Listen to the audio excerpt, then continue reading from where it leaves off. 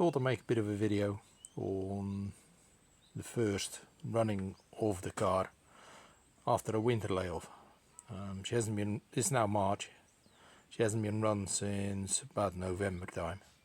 So I've been standing still for 3 months, but if your car is standing still for 6 months or 8 months, it might be worth just checking a few things.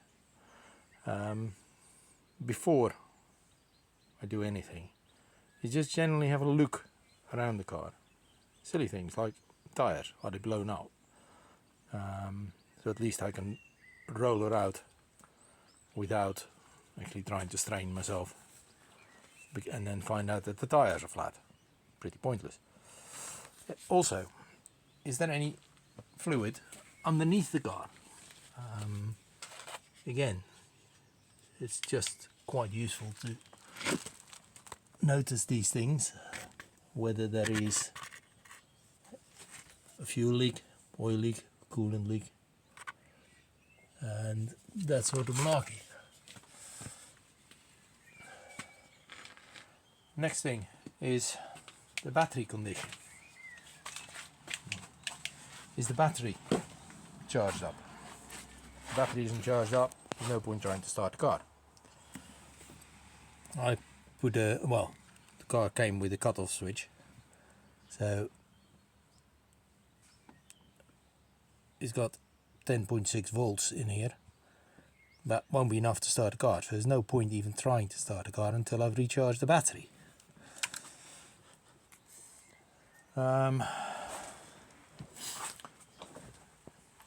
Next thing is just silly things like steering. Is it all looking all right? Rubber flaps. And then we get to the levels. Oil level. Is that halfway satisfactory? Yes, it is. That'll do. For now, I'll do an oil change anyway. Always do an oil change at the beginning of the year. Then I know it's done. Don't have to worry about it. Coolant. Is there any in there? It's a little bit low. It's going to need a droplet. So, again, do that whilst the battery is charging. The carburetor is a side draft. So there's a tiny little flappy bit here that you need to put a few drops of oil in, so the piston on the inside actually can slide easily. Good thing to do. Underneath this is a little bearing. Again, a few drops of oil on it, your dynamo or alternator keeps on working fine. Same with your distributor. Just take it apart, have a look at it, make sure it all looks alright, and a few drops of oil on the spindle. Belt, is it in good condition? I mean, if you start off with a frayed belt, you're on a hiding to nowhere.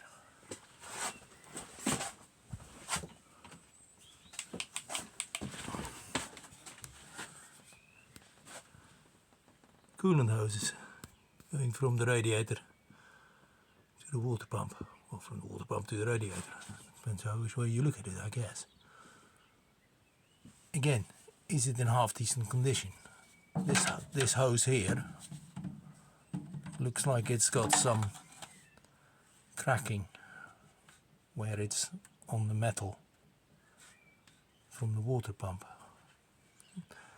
Yeah, it'll probably last another few years, but if it doesn't, you're standing on the side of the road looking a bit stupid, especially if you know that you could have sorted the problem before it actually became a problem. This wee hose is fine. There, that gubbins. I mean, are there any huge pools of oil anywhere? If there are, bad news. Electrics. Do you have any mice in your garage? If so, you really could be in for quite an ugly surprise. So just a quick shine with the torch, just to see, is there any trouble? This seems to be alright. Doesn't seem to be anything in the glove box. No mouse droppings anywhere on the ground. That'll do that. One of the tyres you certainly don't want to forget is your spare tyre. Make sure it's actually blown up. Again, pretty useless without it. Unless you happen to have a handy pump, in which case you're fine. But, again, have a check, make sure there's no mouse damage. I mean, in this car, underneath that back, all that clobber, is a fuel system. Make sure that the wiring hasn't been chewed. Same with this, where the hood lives. Just have a look around this thing, because you can just prevent an awful lot of trouble in your life. The business end of the carburetor, with its cabling and all the rest of it. Fuel pump at the bottom there. Just, if the car's been standing still for several months, the fuel in the carburetor will be pretty stale. I mean, stale fuel is the most horrible thing, because it looks perfectly alright. When it comes to use it, it is a nightmare. It doesn't work. So, there's two thoughts. Either you brim the tank so there's very little water can come into it over winter, because of the ethanol in the fuel is hygroscopic, yes. So it absorbs water from the atmosphere. So if the tank is full, very little water can go in. Or you have the tank empty, in which case you can just drain it all out and use it in a lawnmower or whatever you want to do. Start a bonfire. I always brim the tank. Saves a lot of hassle. She's never standing still for that long. I usually try and run her every few months. So it keeps things ticking over. Keeps all the rubber in good nick. So, fuel pump. Pump some fuel through, because it's the only way. Well, if you have an electric fuel pump, of course, you don't have to do this. But with a manual, with an engine-driven fuel pump, you do. It's just, well, you don't have to, but it makes life a lot quicker trying to start the engine. Right, so that all seems perfectly hunky-dory. No great big oil leaks. The condition of the belt is alright. Tension's fine. Radiator doesn't seem to have any rust on it, which is good. After that, you get to the brakes. Actually, really quite important part of your car.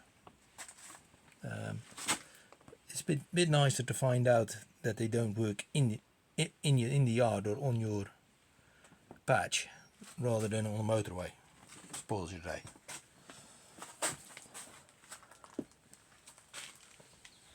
This car has push rod brakes, so steel bars going through a whole complicated mechanism from the brake pedal to the front and rear brakes.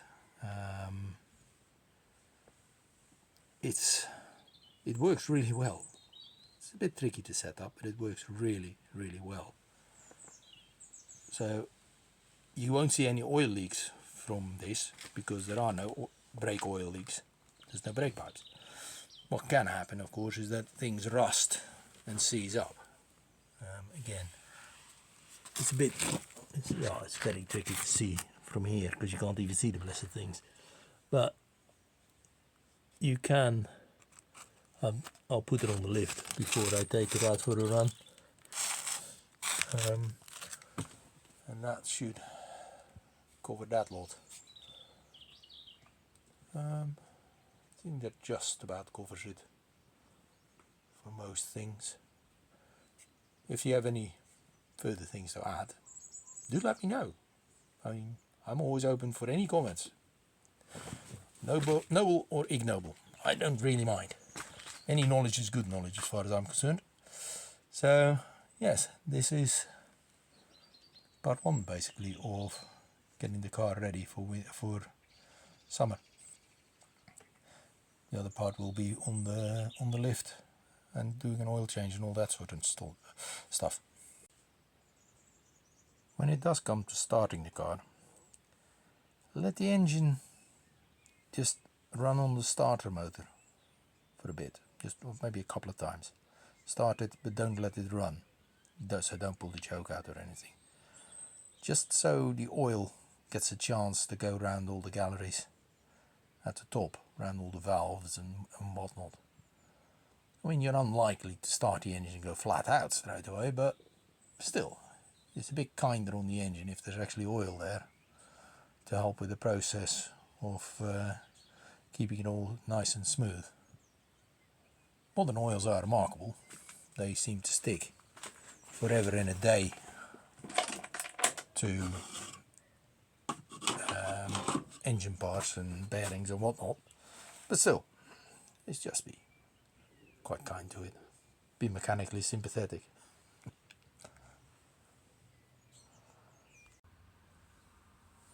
Right, battery's now charged, so we can give it a shot. Put a bit of coolant in, topped up the carb again by pulling the fuel through. Okay, I want to leave both the choke and the throttle in, so hopefully it'll just run over and tick out just to get some oil going around the thing. So here it goes.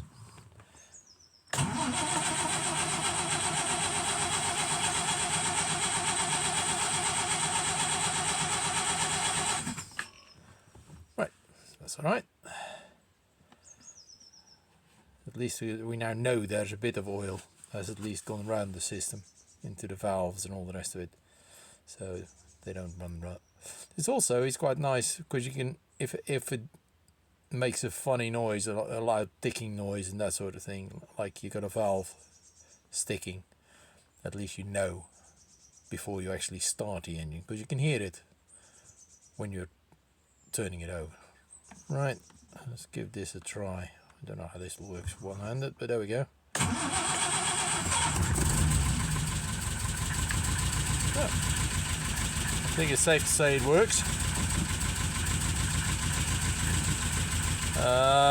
I did clean the head last year, and it does seem to have made a nice difference on starting. It's always been a good starter. It certainly is now.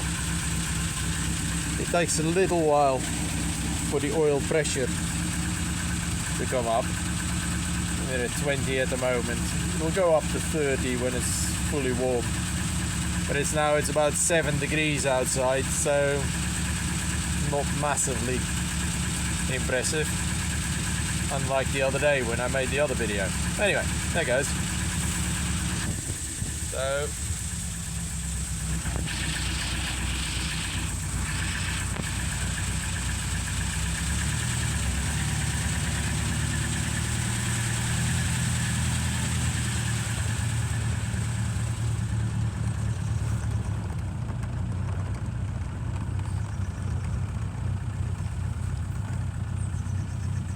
there we are. Oil pressure is up to 30 now, which is always where it roughly sits. Amps, oh yeah, that doesn't have to charge anything because there's nothing on. The moment you turn the lights on, it goes down a little bit, but give it a couple of revs and everything's fine. So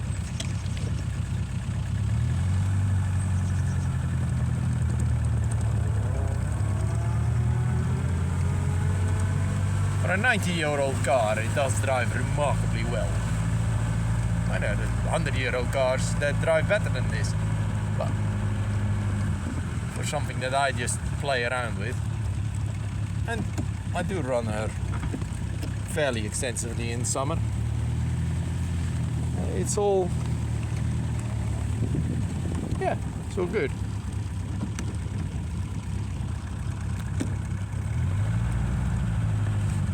Got some curious cows here. Anyway, there goes.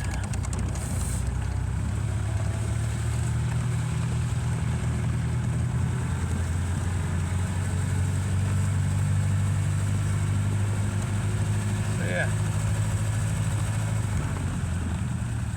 Well, brakes work.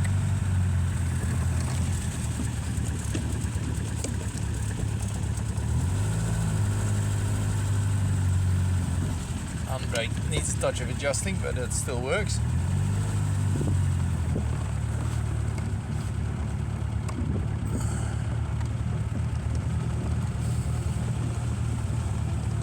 You may wonder why the fuel gauge says half full when I say I always top up the engine. Well, that's because it doesn't quite want to work.